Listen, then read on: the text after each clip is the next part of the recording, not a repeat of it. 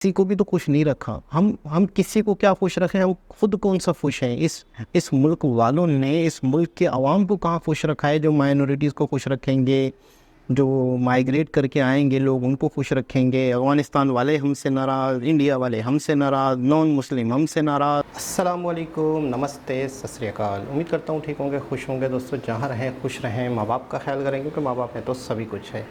दोस्तों आज की हमारी video best country in the world according to USA report for 2023। तो बहुत इंटरेस्टिंग टाइटल है।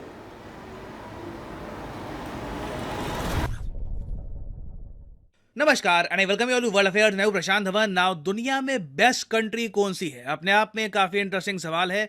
एक क्वेश्चन ऑब्वियसली यहां पर आएगा कि बेस्ट किस एस्पेक्ट में, मिलिट्री में, क्वालिटी ऑफ लाइफ में, एजुकेशन में। मगर यूएसए में ना हर साल ये लोग एक इंडेक्स तैयार करते हैं best countries in the world का। इसमें बहुत सारे एस्पेक्ट्स को काउंट करके ये तैयार करते हैं एक प्रॉपर लिस्ट, और उस लिस्ट में बताया जाता है कि ओवरऑल बेस्ट कंट्री कौन सी। और सबसे इंटरेस्टिंग बात यह है कि जब ये लिस्ट बनती है ना, तो ऐसा नहीं है कि 5-6 लोग जो एक कमरे में बैठे हैं वो डिसाइड करते हैं कि एक कंट्री की रैंकिंग क्या हो। इस लिस्ट को तैयार करने में यूएस न्यूज और वर्ल्ड रिपोर्ट दुनिया भर में एक बड़ा सर्वे करते हैं। टोटल 17,000 लोगों से दुनिया भर में पूछा जाता है कि इस कंट्री के बारे में आपका क्या ओपिनियन है। ये कंट्री सेफ्टी के मामले में, एजुकेशन के मामले में, इन्फ्लुएंस के मामले में, जी हाँ, ओवरऑल इन्फ्लुएंस के मामले में कहां पे है। उसके बाद ये रैंकिंग तैयार की जाती है। तो चलिए मैं आपको रैंकिंग दिखा देता हूं, उसके बाद मैं आपको बताऊंगा कि किन पैरामीटर्स पर कंट्रीज को रैंक किया गया है। नाउ यहाँ पे आपके सामने इंडेक्स है best countries in the world का। यहाँ पे लिखा है कि कुछ यूनिवर्सिटीज के साथ मिलकर भी डेटा तैयार किया गया है, बट ओवरऑल दुनिया भर में 17,000 लोगों से पूछा गया कि आपके हिसाब से इन कंट्रीज की रैंकिंग क्या होनी चाहिए। और सिंस ये ranking openly US news promote करता है, तो आप कह लीजिए दुनिया में one of the most famous rankings ये आपको मिलेगी। ठीक है, तो नंबर 1 पे यहाँ पे आपको दिखेगा स्विट्जरलैंड। स्विट्जरलैंड को ओवरऑल बेस्ट कंट्री डिक्लेयर किया गया है दुनिया भर के लोगों द्वारा। नंबर 2 पे आपको मिलेगा कनाडा, फिर ऑफ कोर्स स्वीडन आपको प्रीटी मच हर रैंकिंग में, चाहे एजुकेशन की रैंकिंग हो एक्सेप्ट मिलिट्री रैंकिंग्स, बाकी सब रैंकिंग में आपको टॉप 5 या फिर एटलीस्ट टॉप 10 में तो मिलेगा ही। फिर नीचे आप देखोगे ऑस्ट्रेलिया, और फिर आता है यूएसए। अब यहाँ पे आप कहोगे यूएसए, जापान, जर्मनी से ऊपर कैसे आ गया? यूएसए में हालत लोगों की इतनी अच्छी भी नहीं है। वेल, इसका रीजन है क्योंकि इस इंडेक्स में ना एक कंट्री का जो इन्फ्लुएंस है दुनिया भर में उसको भी काउंट किया जाता है। तो उस मामले में यूएस बहुत ज्यादा आगे है, इसलिए यूएसए की रैंक है यहाँ पर 5। फिर नीचे अगर हम देखें तो आपको दिखेगा यूके रैंक 9 पर, नेदरलैंड्स रैंक 10 पे है, फ्रांस रैंक 12 पे आपको मिलेगा। और इंडिया को सर्च करने के लिए थोड़ा सा नीचे और जाना होगा, और यहाँ पे आप देख पाओगे यूएई, यूनाइटेड अरब एमिरेट्स, ये आपको चाइना के ऊपर मिलेगा इस रैंकिंग में। चाइना की ओवरऑल यहाँ पर रैंक है 20th, जो बहुत इंप्रेसिव है क्योंकि सिंस चाइना में डेमोक्रेसी नहीं है, फ्रीडम नहीं है, तब भी ये रैंक अचीव कर पाना एक बड़ी बात है। फिर नीचे अगर हम और स्क्रॉल करें तो रैंक 30 पे आपको मिलेगा इंडिया। जी हाँ, इंडिया की रैंक इस बार बहुत अच्छी आई है। 30th रैंक आप अगर देखो तो बहुत अच्छी है। और इंडिया के स्कोर के पीछे ना एक बड़ा रीजन है हेरिटेज। यहाँ पे आप देख पाओगे जो पैरामीटर्स हैं जिनके हिसाब से रैंक मिलती है, उसमें और जगह हम लोग इतना आगे नहीं है। अगर हम इंडिया में एडवेंचर के हिसाब से देखें तो कंट्रीज मानती है कि एडवेंचर करने के लिए इतनी अच्छी जगह नहीं है। एजिलिटी के हिसाब से अगर हम देखें, एजिलिटी में ये लोग काउंट करते हैं कि एक कंट्री कितनी जल्दी अडेप्ट कर लेती है चेंजेस के मामले में, तो उस हिसाब से भी आप अगर देखो तो बहुत अच्छा स्कोर नहीं है हमारा। सबसे ज्यादा स्कोर हमको मिलता है हेरिटेज की वजह से, जो हमारी धरोहर है। दुनिया भी आज भी ना भारत की जो धरोहर है उसे बहुत रिस्पेक्ट करती है। फिर हम बात करें पावर की कि ओवरऑल उस कंट्री का इन्फ्लुएंस कितना है, मिलिट्री पावर कितनी है, दुनिया में उस कंट्री का दबदबा कितना है, तो वहां पे 12th रैंक यहां पर किया गया इंडिया को। अगेन बाकी लोगों का ओपिनियन है। और फिर यहां पे आप देखोगे कल्चरल इन्फ्लुएंस और एंटरप्रेन्योरशिप में भी हमारी रैंक बुरी नहीं है। तो इस तरीके से इंडिया का ओवरऑल स्कोर बना है 100 में से 46, और हमको मिली है रैंक 30th। आप अगर इंडिया को कंपेयर करोगे चाइना से ना, तो चाइना का स्कोर इंडिया से ज्यादा क्यों है? क्योंकि पावर के मामले में दुनिया चाइना को बहुत ज्यादा हाईली रेट करती है। कल्चरल इन्फ्लुएंस के मामले में भी चाइना बहुत ज्यादा आगे है, एजिलिटी के मामले में भी। तो ओवरऑल एजिलिटी, पावर और आप कह सकते हैं एंटरप्रेन्योरशिप, इस मामले में चाइना हमसे काफी आगे निकल गया, इसलिए चाइना की रैंक 10 स्टेप्स आगे है। मगर इंडिया के नीचे आप देखोगे ना तो बहुत सारे इन्फ्लुएंशियल कंट्रीज आपको मिलेंगे, जैसे सऊदी अरेबिया इंडिया से नीचे है, टर्की इंडिया से नीचे है, पोलैंड, इजराइल इंडिया से नीचे है, रशियन फेडरेशन ओवरऑल 37 पे है, जो बहुत बड़ी बात है। वॉर सैंक्शंस के बाद भी अगर रशिया 37 पे है, it is not a small feet at all.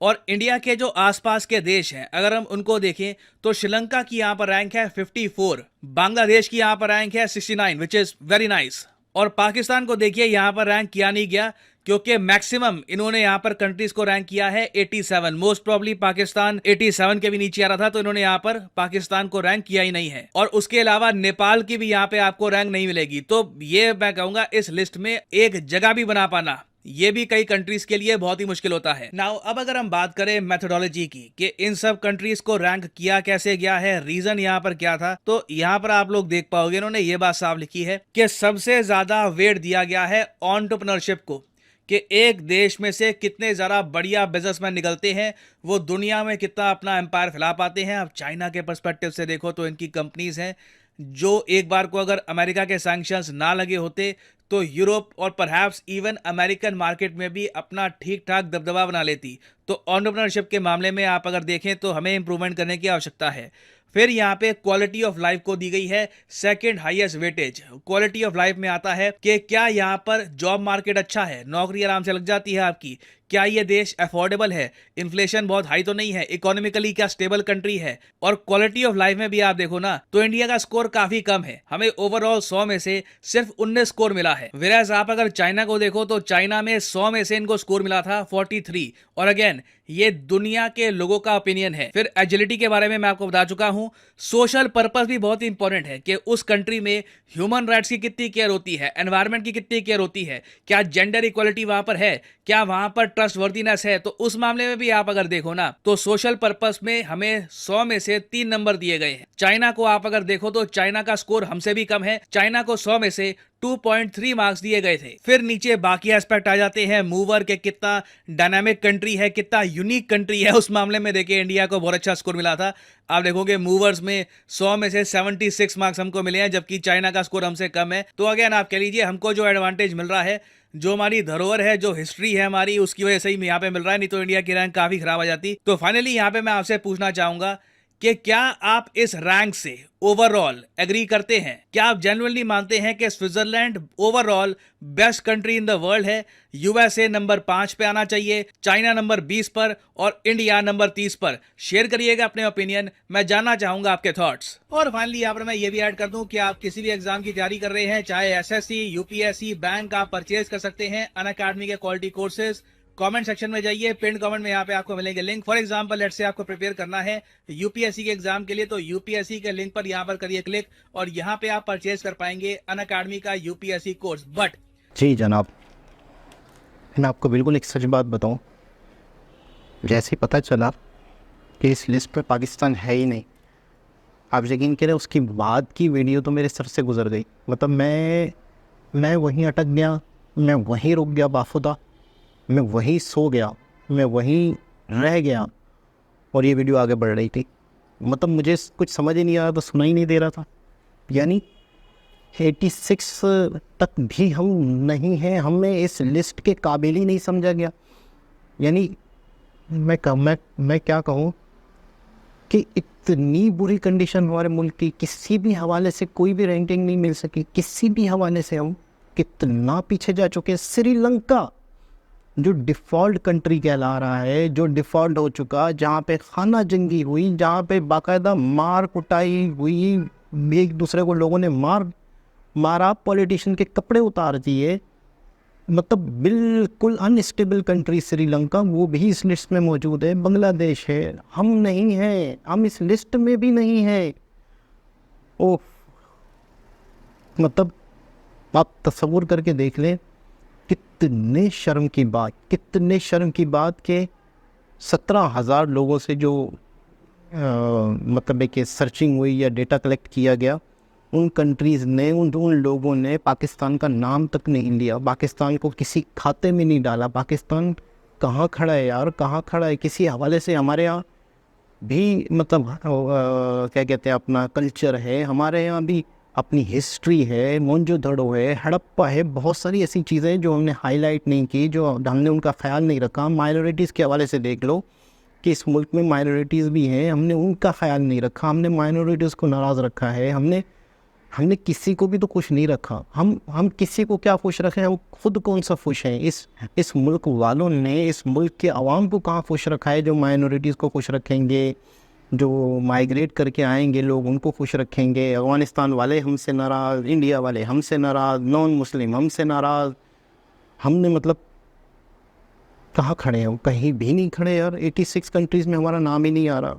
मैं सोच रहा था, बड़ी वीडियो स्टार्ट करने से पहले यकीन करें, बस बहुत ही एक्साइटेड था कि कहीं ना कहीं चलो यार 2-4 नंबर आ गए। और पीछे मिलिट्री के हवाले से एक वीडियो थी जिसमें बाकायदा 7वां नंबर, 5वां नंबर या 7वां नंबर आया था पाकिस्तान का।